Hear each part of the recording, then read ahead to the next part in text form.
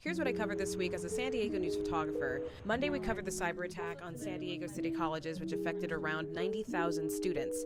Officials say it was a failed attack, but as a precaution, many schools took their systems offline. We went to San Diego City College, where we spoke to one student who said that the school sent her home because of the outage. As of recording this voiceover, their services have not yet been restored, but offices on campuses are gradually reopening, and the district is sending mobile hotspots to assist students.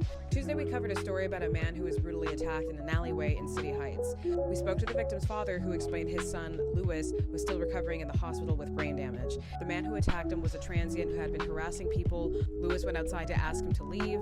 5 minutes later, his parents found him lying on the ground. I want to wish Louis a speedy recovery and send his family a lot of thoughts and prayers as they navigate this difficult time. They have a GoFundMe to help with medical costs. Please consider donating if you're able to, as it really helps them out.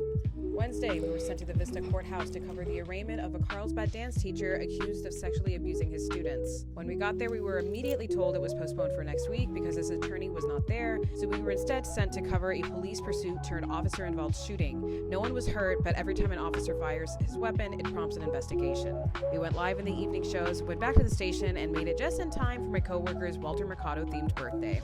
With this much effort. Thursday, we covered the reaction to the latest deportation numbers released by ICE. They say that over 16,000 people in San Diego County have been deported. This is from January of 2025 to April of this year.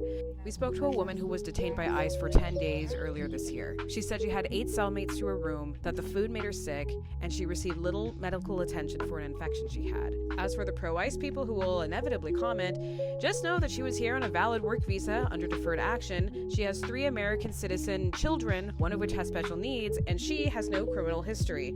She says she's skeptical over the ICE numbers as she says, quote, "They do whatever they want, they can violate your rights, and they don't care." We spoke to this woman to put a face to the story because while it's easy to relegate this as another statistic, speaking to community members like her shows just how much ICE raids impact local communities. Friday, we were originally supposed to cover the rising cost of Mother's Day flowers, but then we were switched to cover how the State Department is reviewing 53 Mexican consulates here in the United States. The State Department says that the reason why they're reviewing them is to, quote, ensure they are in line with the President's America First foreign policy agenda and advance American interests. We spoke to a UCSD Latin American Studies professor who says that this is likely in response to the Trump administration's request to extradite several Mexican nationals. This is connected to the CIA operations conducted in Chihuahua, which resulted in 2 agents' deaths. We used the interview with the professor as well as sound bites with Mexican President Claudia Sheinbaum. She said in a press conference that the idea that the Mexican consulates